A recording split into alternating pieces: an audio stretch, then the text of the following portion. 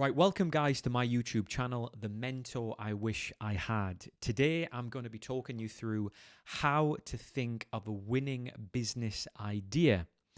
Before I do, for those of you who don't know who I am, my name is Johnny Garrett and I have built a luxury British independent brand which now turns over 7 figures in revenue and is adorned by our customers in over 50 countries worldwide.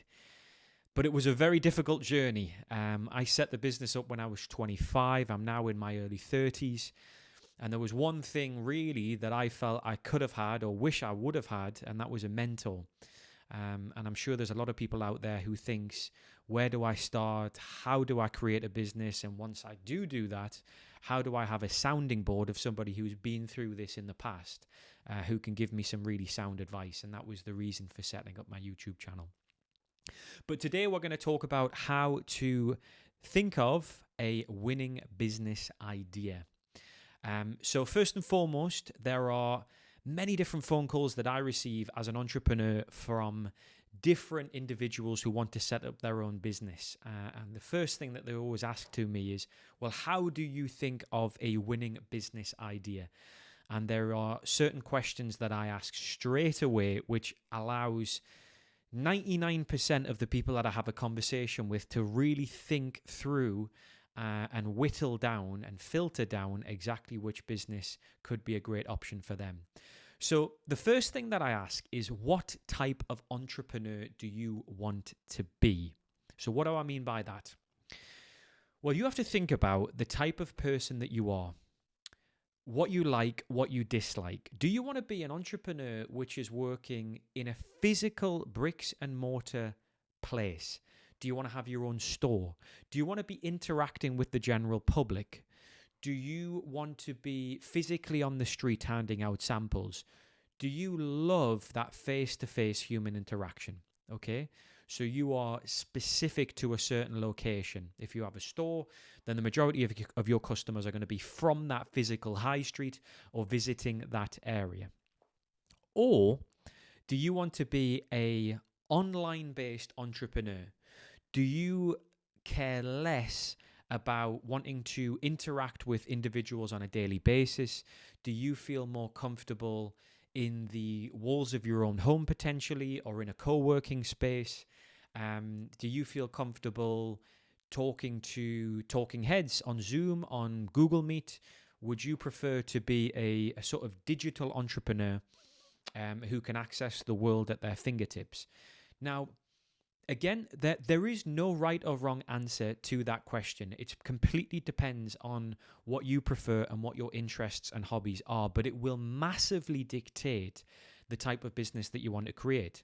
For example, if you say to me that you want to create a car washing or car valeting business, okay? Straight away in my mind, I'm thinking, okay, well, that is location specific, possibly, but for a lot of the times it's going to be location specific. You're going to be based in your local area. You're going to be going from door to door. In the early days, you're probably going to be the one who's actually knocking on the doors and physically asking to be able to offer your valet services from door to door to individuals who own cars. So do you physically want to be the person that gets your hands dirty? Years down the line, on the cold winter days, do you still want to be that person who's washing the car? If you step away, how will your team feel that you can have a warm cup of tea within your home while they're having to put on their jacket and their trousers and shoes and having to trench out there into the snow on cold days, whilst you are the one who's obviously making a profit and paying the salaries? You have to be able to decide straight away from the outset what type of business and entrepreneur that you actually want to be. Okay, so that's the first thing that I would say. Also, do you want to be the type of person that travels a lot? Are you wanting to be able to produce a business which is admired in countries around the world? These are all very, very important questions that you need to ask yourself whilst you're writing down all of your business ideas. The second part, and one of the most important questions that I ask, is, Do you want to be a solo entrepreneur, or do you want to be a co-founder, or even do you want to have a two, three, four founders? This is something which is super important and a question that I had to ask myself from the very outset. Now, for me, I have always been very self-driven, very self-motivated. One of the big strengths that I have actually is consistency and discipline, whether that be running my own business, whether that be with my exercise, whether that be with planning my days out.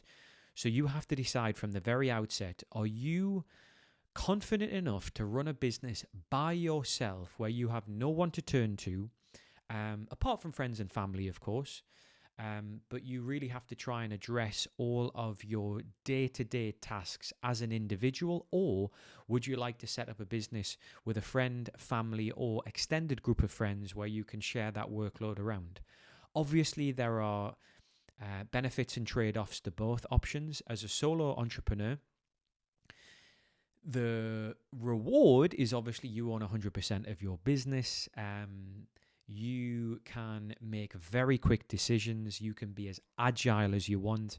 And ultimately, the book stops with you. Okay, you are the ultimate decision maker. You have no boss or anybody to account to. Now, if you are part of a team, you can therefore share that workload. You can share ideas. You can be inspired by each other. You can motivate each other. The difficulty is obviously when challenging decisions have to be made, there is maybe 1, 2, 3, or 4 people that need to decide on that. And I have seen so many businesses where founders 18 months, 24 months in have had to leave because there has been a confrontation or a difference of opinion, let's put it like that, as to where the business should go moving forwards. So these are really important things that you have to think through. So first of all, start by thinking, what kind of entrepreneur are you? Do you want to be in one location? Do you want to be able to travel? Do you want to be working in a specific store? Do you want to serve a certain type of customer in a certain country? Or do you want to be able to reach the masses? Okay. And the second point is, do you want to set up the business by yourself, or do you want to run the business as a team or with a co-founder? Okay. The next part, or the next question I ask is, and this is something which I'm super passionate about, is do you want to own a mass market brand, or do you want to own a niche market brand? So what do I mean by that?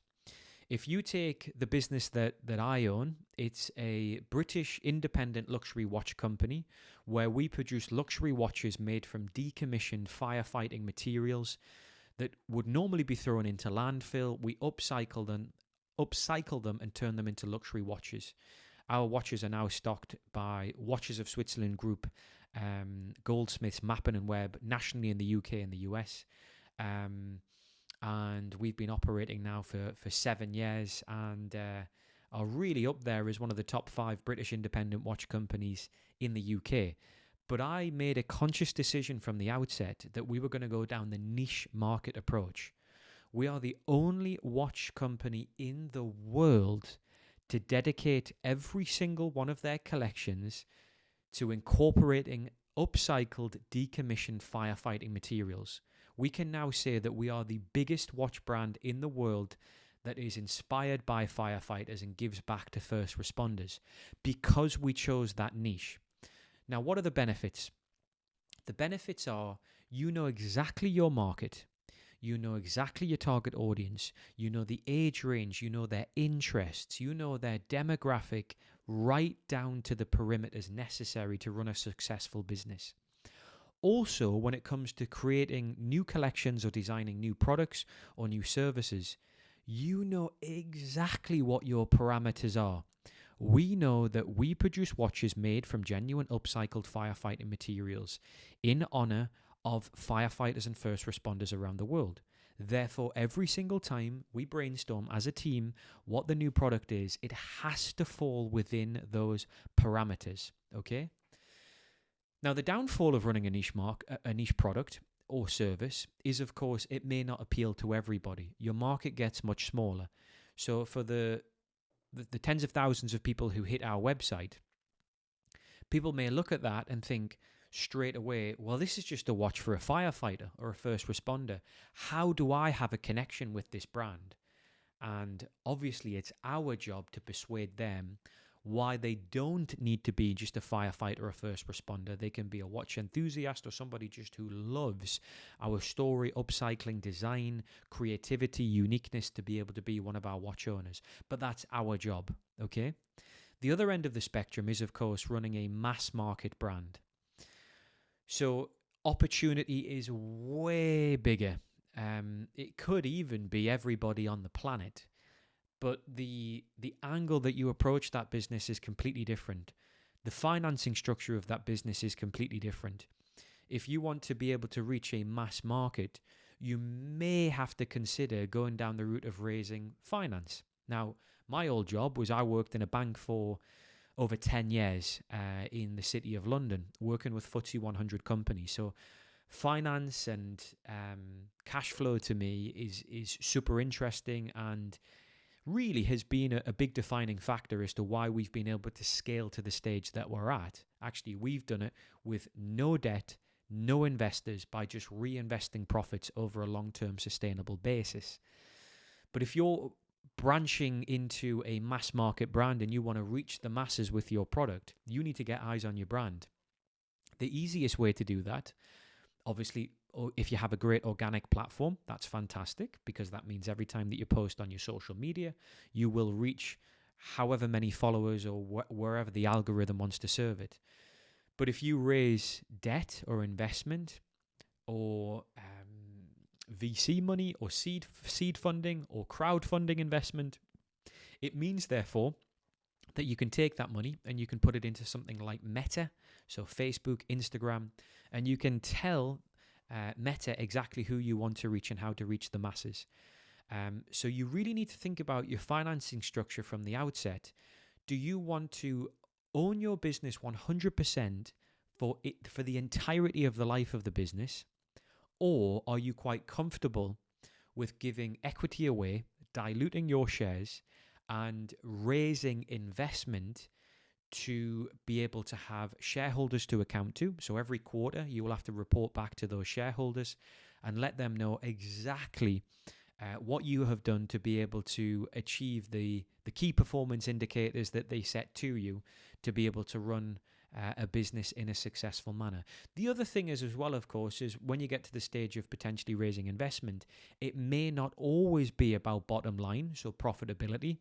It could also be about customer acquisition, which means we just need to get as many people to be wearing your product or interacting with your service as possible, or subscribing on a monthly basis to your app or to your platform as possible, to get as many users on the platform as they can with less of a focus on the actual profitability. Now, the economy that we're in right now, profitability is definitely king. Bottom line is king, but these are things that you need to focus on from the outset. Do you want a niche brand or do you want a mass market brand? So the other thing that I'd say is the product scalable? Okay, so the amount of times that people say to me that they have a business idea, and I think to myself, and I tell them, do you really think that this idea is going to scale and going to be able to impact the amount of people that you want it to? One, just to be able to have a business which is potentially even just a lifestyle business, which is able to fund your lifestyle, or two, something which is going to be mega successful that maybe you own and pass down as a legacy, or even that you sell to a company which is larger than you or a private equity firm, okay? So you've got to think from the outset, if I'm not here, can this business operate and can it scale? And the questions that I would ask myself is this a business that can be ran from anywhere in the world online with me absent? Can I hire a team that can do the job just as well as me without me there? So a great example of this is if you are, for example, working in a gym, okay? Obviously, naturally, the human body is going to age over time, and your body is going to change over time. So if you're a personal trainer, for instance, you need to dedicate your efforts to having a very healthy body, looking great to be able to attract customers who want to actually listen to what you have to say. Now, over time, as you age, you would therefore need to consider leaving the gym, setting up your own potential studio, and bringing in other entrepreneurs or other personal trainers who can obviously look after your clients. So you need to constantly think of ways that you can scale the business up without you actually being there. There's an insurance policy called key man insurance, which means if you were taken out of the business, how much are you worth to the business? And the insurance would actually pay out to be able to cover you as the key man or woman in that business. So you really need to think about, is the business idea that you're thinking about scalable? The next thing I'd say is, does it interest you? Okay, I know a lot of people talk about passion, but I think passion is such a strong word, and it's very difficult to actually find a business these days that you're passionate about. And also, I think that if you're interested in something, you can learn to get more interested or love it even more as you scale the business up. So when you're thinking about your business ideas and you're brainstorming, thinking about, is it an actual interest of yours? Me, I like luxury craftsmanship. So I love luxury cars, I love luxury watches, but it's the craftsmanship and the engineering of hundreds of components coming together over a series of months that then creates this magnificent product at the end that customers appreciate, that feel a certain way when they wear the product. It's an aspirational product. That's what I really love, okay? So think about, does it actually interest you? And the final question that I normally say to people who call me or have a coffee chat with is, do you really want to be a business owner? So you really do some soul searching on that one. I'll be honest, over the last 7 years, it's been the hardest journey I've ever been on in my life. You throw everything at it, your kitchen sink, everything at it. You have some big highs and some big lows. And you need to make sure that you're mentally resilient enough, patient enough. I've always said to myself that I see my business plan 20 years at a time, okay? So in the very fast world that we live in, where people want to see results immediately, that's not that's not the reality of running a business. Yes, if you go for the mass market approach and you raise investment, investors are going to want to see some kind of return on their investment in probably 2 to 3 years. That's fast in the business world. But for me, who's raised no debt and has built really a business that is now respected in the whole of British watchmaking, I chose to be able to make sure that the business is scalable from the outset, and it's something that I actually want to do as a business owner from the beginning. So make sure that you actually do want to do what you want to do from the outset, because running your own business is not easy, it's difficult, and if you don't have a mentor along the way, hence me setting up this channel, the mentor that I wish I had, it's a very, very lonely place. So in summary, think about what type of entrepreneur that you want to be. Think about whether you want to be a solo entrepreneur, co-founder, or even part of a team. Does it interest you? Do you really want to be a business owner? Is it scalable? And think about niche versus mass market, okay? If you can cultivate all of those questions into the business ideas and the brainstorming that you're doing, you will find a business that you truly are interested in and that will sustain you for the rest of your life, rather than making a short-term business decision that you think is hot right now, and 18 months, 12 months down the line, you realize that you actually don't like it at all. If you like this video, please subscribe, comment below, and leave that like button. I also have an academy which you can join on a website called Skool, spelled SKOOL. I'll leave a link in the comment section below. You can join that academy, and I upload videos to there where you can talk to other entrepreneurs who are part of the academy, and you can ask questions to myself, and I'll upload really meaningful videos, longer form content on there that will guide you through the exact steps that I took over the last 7 years to be able to build a 7-figure online luxury business that gives me the lifestyle that I have to be anywhere in the world without me there and present. It's definitely a must see. So thank you so much for paying attention to the video. Look forward to our next video, and hopefully talk to you soon.